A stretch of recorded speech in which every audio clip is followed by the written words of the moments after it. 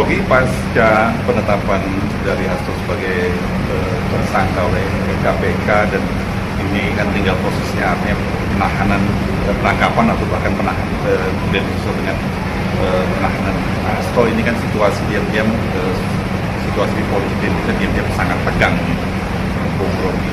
Dan pasti PDIP dan Ibu Megawati tidak akan tinggal diam, dan ini bisa tentu saja akan mengganggu konsentrasi Pak Prabowo yang saat ini tengah disibukkan dengan urusan-urusan ekonomi, dan ini kan artinya terjadi clash nih antara politik dan ekonomi. Iya, pada akhirnya kita harus dituntun oleh pertanyaan pamungkas, pertanyaan penutup, yaitu seandainya Hasto ditangkap, lalu apa yang akan terjadi dalam politik Indonesia itu? Tentu latarnya tetap mesti kita perlihatkan, yaitu dendam Jokowi. Kita tahu sekuensis dari peristiwa-peristiwa perseteruan Pak Jokowi dan Ibu Mega itu, mulai dari Mega menghambat ambisi Jokowi untuk memperpanjang kekuasaan, Mega menentang dirumuskannya satu akal-akalan konstitusi untuk meloloskan Gibran, Mega mempersoalkan banyak hal dan berujung pada pemecatan Jokowi dan keluarganya. Kan kalau kita lihat peristiwa itu secara psikologis, Jokowi betul-betul tersingkir di dalam karir politiknya itu oleh Megawati. Kalau oleh orang lain mungkin gak ada soal, tapi oleh orang yang membesarkan dia dan menemukan bahwa yang dibesarkan itu ternyata anak macan. Dan itu pentingnya kita pelajari bagaimana kemampuan Ibu Mega untuk akhirnya menemukan kesalahan dari PDIP atau bahkan kesalahan Mega, dan dia minta maaf. Saya minta maaf pada rakyat Indonesia karena telah salah memilih dan bertahun-tahun tidak pernah mempelajari psikologi atau deep psychology, artinya persembunyian ambisi dari Presiden Jokowi yang baru terlihat ketika Jokowi memaksakan diri untuk jadi presiden 3 periode. Dan itu Ibu Mega tegur bahwa tidak mungkin 2 cukup, itu konstitusi bilang begitu. Jadi pertandingan antara ambisi Jokowi ditambah dengan emosinya hari ini karena dipecat oleh PDIP, maka terjadilah peristiwa ditersangkakannya sekian PDIP. Sebetulnya yang mau ditersangkakan pasti Megawati kan. Tetapi kita dipoles oleh media massa yang dikendalikan oleh Jokowi bahwa seolah-olah ini peristiwa yang tidak ada hubungannya dengan kemarahan Jokowi atau kegundahan Jokowi atau dendam Jokowi pada Megawati.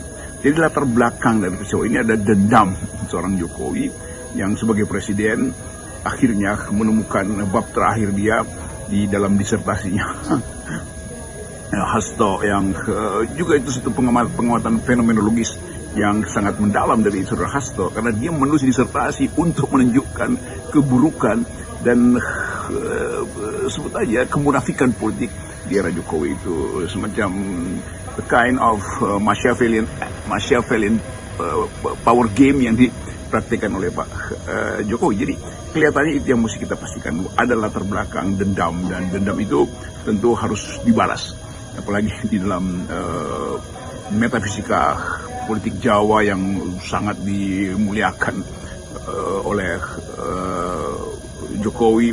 Kan dia ingin jadi Raja Jawa, maka sebagai Raja dia tidak boleh dihina, dia tidak boleh dilecehkan. Sementara disertasi Hasto itu secara telak menunjukkan bahwa Jokowi di dalam segala macam aspek kekuasaannya itu mengandung sifat-sifat ambisi dan kemanipulasi. Dan itu sebetulnya hasil penelitian fenomenologis. Saya terangkan lagi, fenomenologis artinya pertemuan Hasto dengan praktek politik Jokowi itu tubuh ke tubuh, artinya mata ke mata.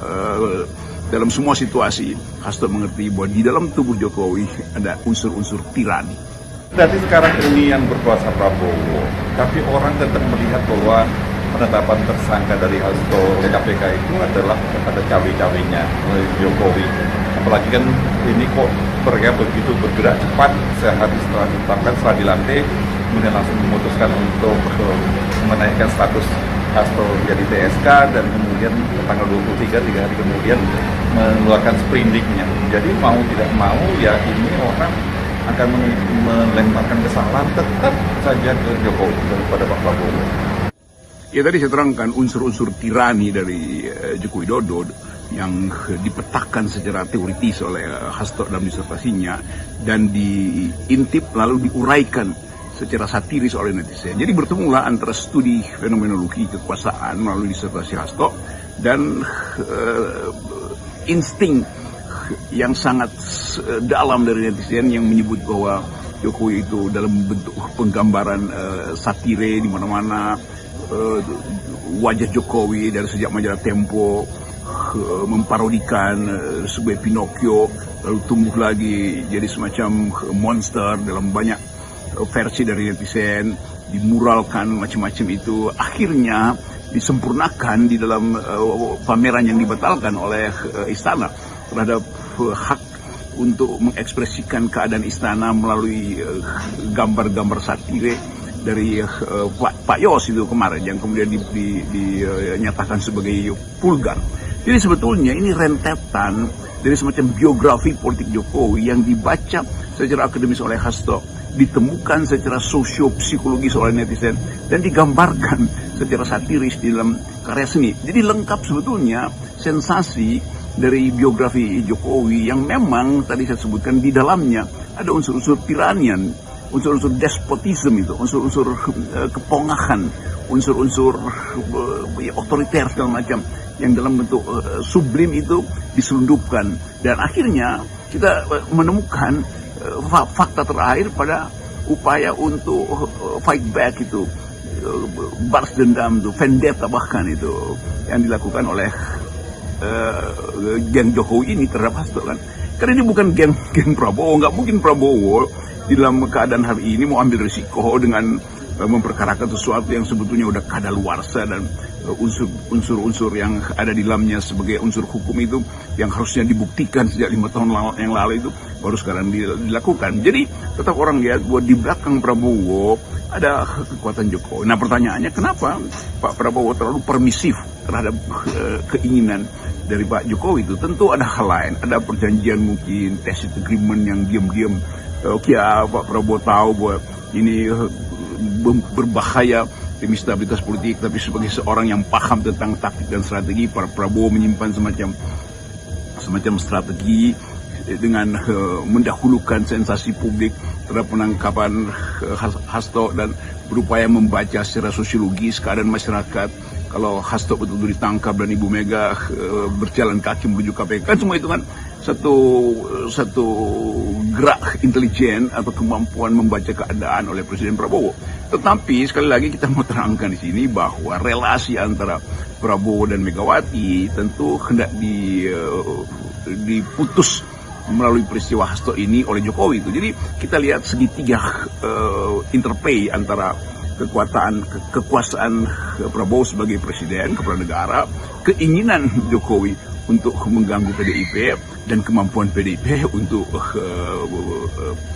riding the tidal wave of new kind of politik hari ini, yang sebetulnya jadi arus politik baru ini justru akan jadi semacam pengingat bahwa PDIP pernah berada dalam berbagai macam tidal wave politik yang bisa dia atasi. Jadi ini kalau menurut Anda, kalau kemudian Ibu Megawati bertemu dengan Pak Prabowo, entah siapa yang mengundang atau Pak Prabowo yang mengundang Ibu Megawati, apakah ini bisa membantu sedikit menurunkan situasi, menurunkan ketegangan gitu? Karena bagaimanapun seperti yang saya katakan sebelumnya, ini Pak Prabowo yang menanggung semua risiko, baik risiko ekonomi maupun politik.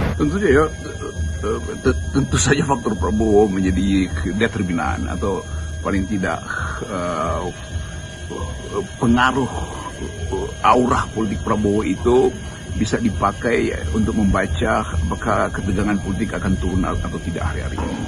Nah, kita bisa analisis sebetulnya bahwa ya kalau Ibu Mega bertemu dengan Prabowo mungkin tensi politik akan sedikit diturunkan. Tetapi Ibu Mega juga punya hitungan yang dalam secara intuitif. Dia menganggap bahwa bertemu dengan Prabowo itu artinya memberi pesan bahwa terjadi negosiasi. Kan itu soalnya. Sementara Ibu Mega orang yang taat, tegak lurus pada konstitusi. Semua hal yang pernah dia ucapkan itu berdiri di atas prinsip bahwa kedaulatan rakyat tidak boleh menghasilkan atau dimanipulasi untuk kepentingan Jokowi pada waktu itu. Dan kita juga paham bahwa ya ada kedekatan historis, bahkan kedekatan personal antara Ibu Mega dan Pak Prabowo, dan saya kira itu juga menjadi semacam rasa iri dari Jokowi. Karena bagaimanapun Jokowi itu ada di dalam wilayah kultural yang beda dengan Prabowo dan Megawati. Apapun Megawati datang dari satu kondisi kultural yang berbeda, karena ya Megawati anak presiden dari awal, dia hidup di dalam satu tradisi tradisi elit sebetulnya dalam pengertian kebudayaan ya, tradisi elit dalam pengertian pengetahuan, dan dia memilih untuk terjun bersama Wong Cili. Pak Prabowo juga begitu, datang dari keluarga elite itu yang terbiasa dalam mempergunakan simbol-simbol ilmu pengetahuan tuh, wording yang dipilih itu selalu memperlihatkan semacam aristokratik culture di belakang itu. Sementara Pak Jokowi itu dalam banyak hal tuh terbata-bata kan. Kita harus lihat juga itu segi psikologi. Jadi ada semacam keirian Pak Jokowi terhadap persahabatan antara Prabowo dan Ibu Mega. Jadi kalau kita kaji itu secara yang kita sebut cultural studies, itu relasi kultural antara Jokowi dan Megawati itu lebih rendah dibandingin relasi antara Prabowo dan Megawati. Jadi relasi personal Megawati dan Prabowo itu punya kategori khusus, yaitu relasi aristokratik, kira-kira begitu. Sementara relasi antara Jokowi dan Megawati itu adalah relasi yang tidak punya kesan kemewahan kultural itu, karena dianggap bahwa Jokowi bahkan Ibu Mega mungkin berlebihan mengatakan itu kan dia si kurus kering itu cuma bertugas partai, kira-kira begitu kan. Itu pun ditampung atau dipendam oleh Jokowi, dan kemudian satu waktu dia berupaya untuk balas dendam, tapi itu nggak mungkin terjadi karena sejarah udah membentuk Megawati sebagai aristokrat di dalam politik Indonesia tuh. Tetapi Megawati punya partai yang sangat Wong Cili itu, sementara Jokowi mau dicitrakan sebagai Wong Cili, tapi nggak mungkin karena dia nggak paham tentang Soekarnoisme, dia nggak paham tentang dalil-dalil yang diberikan oleh sejarah tuh, dia nggak ngerti sejarah Indonesia tuh. Prabowo ngerti semua hal, bahkan dalam semua aspek kehidupan ilmu pengetahuan Prabowo fasih itu. Jadi kita juga mesti melihat ini semacam, ya kita sebut aja sebagai kekalahan kebudayaan Jokowi, atau kekurangan pengetahuan Pak Jokowi menyebabkan beliau itu berupaya untuk tandingi dengan cara-cara yang sangat dangkal, itu keluarin sprindik. Bagaimanapun juga ini kan semua peristiwa ini terjadi di 100 hari pertama dari pemerintahnya Prabowo, yang seharusnya situasinya betul-betul kondusif. Dan kalau seperti situasinya memanas seperti ini kan dampaknya akan sangat serius, akan mengganggu pemerintahnya Prabowo. Malah jangan-jangan banyak yang curiga ini memang sengaja diciptakan untuk ini, untuk mendorong agar Prabowo bisa jatuh di tengah jalan. Jadi ini PR-nya saya kira tetap di tangan, PR terbesar di tangannya Prabowo. Oke, saya kira harus kita simpulkan, tapi minimal saya bikin prediksi bahwa peristiwa ini akan mendinamisir banyak peristiwa lain tuh. Kesulitan ekonomi, PPN 12%, hal-hal yang menyangkut politik dunia juga akan tiba di semester depan di awal Januari. Demikian juga seluruh evaluasi 100 hari dari Pak Prabowo akan tiba di minggu pertama tahun depan, dan persiapan PDIP untuk Kongres juga akan menjadi faktor yang akan sumber pembicaraan publik tentang masa depan politik Indonesia. Sementara rupiah makin terpuruk, keadaan ekonomi memburuk, jadi semua hal itu akan jadi pertimbangan yang harusnya membuat Prabowo itu mengerti bahwa dia dipilih untuk menghasilkan harapan tuh. Dan di dalam teori politik kita sebut politik harapan. Kalau sejak sekarang visi ekonomi politiknya itu diperlihatkan oleh Pak Prabowo, dan saya kira kemampuan Prabowo untuk menetapkan arah dalam pembangunan ekonomi Indonesia, menetapkan arah dalam upaya untuk menghasilkan kembali Indonesia yang bermutu di dalam sistem dunia dalam bentuk ide demokrasi. Dan saya kira kemarin Prabowo dengan sangat terang menerangkan posisi Indonesia dalam perselisihan Timur Tengah dan berupaya untuk mengambil kembali kepemimpinan politik, terutama di dunia Islam yang beliau pergi ke Mesir kemarin itu. Juga upaya Prabowo untuk memilih antara dimensi sosial politik atau dimensi ideologis dari BRICS dan dimensi pragmatisme dari dolar Amerika, kan dari OECD misalnya, atau bergabung dalam blok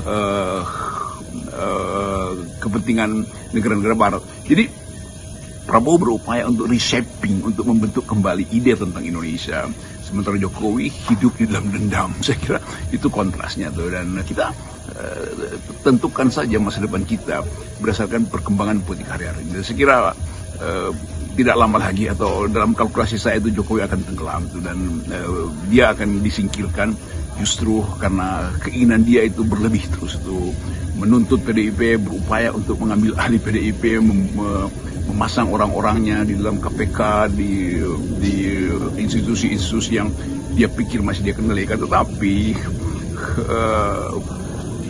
sejarah itu punya jalannya sendiri tuh. Dan keinginan kita untuk melihat sejarah selalu dihasilkan karena kita tahu bahwa Indonesia harus dipulihkan sebagai negara yang dihasilkan oleh pikiran para pendiri negeri ini, orang-orang yang berpikir, dan itu sebetulnya yang membuat kita yakin bahwa kita mampu untuk menghasilkan masa depan dengan kekuatan pikiran tuh. Dan hanya dengan kemampuan berpikir kita bisa temukan ide tentang Indonesia ke depan tuh. Saya kira itu semacam refleksi sekaligus akhir tahun dari